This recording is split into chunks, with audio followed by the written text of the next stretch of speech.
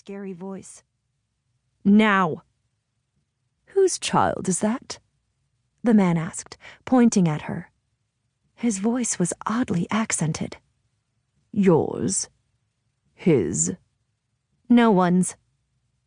Mom didn't even look in Jude's direction. "She's no one's child." That wasn't right. Jude and Taryn looked just like their dad.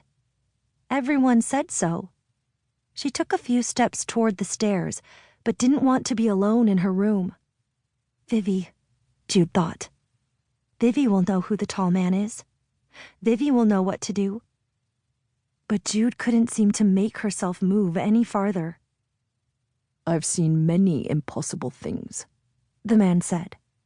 "I've seen the acorn before the oak. I've seen the spark before the flame.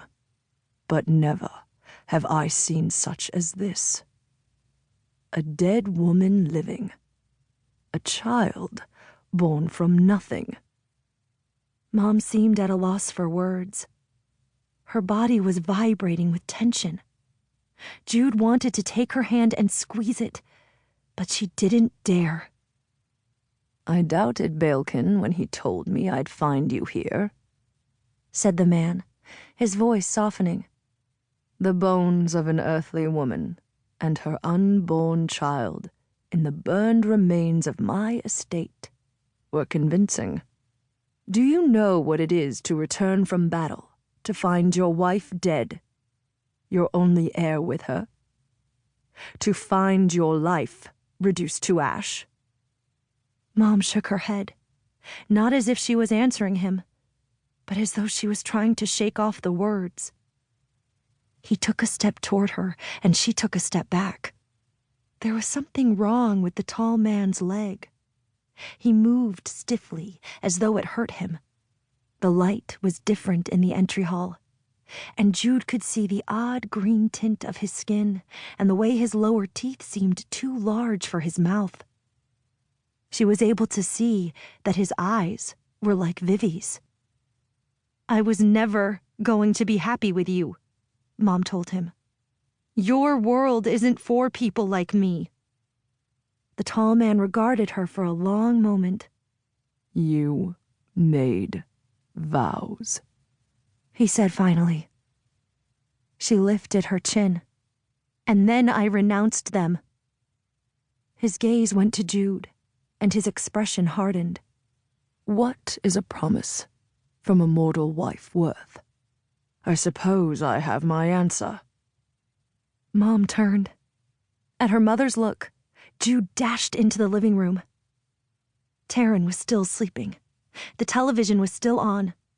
Vivienne looked up with half-lidded cat eyes. "Who's at the door?"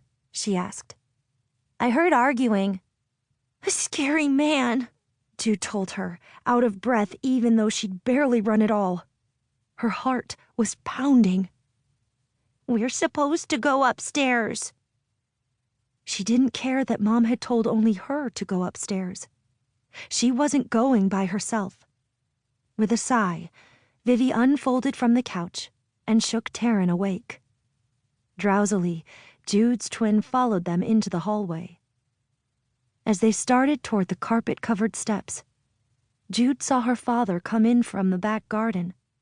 He held an axe in his hand, forged to be a near replica of one he'd studied in a museum in Iceland. It wasn't weird to see Dad with an axe.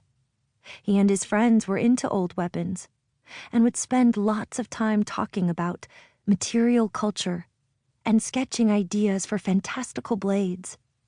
What was odd was the way he held the weapon, as if he was going to.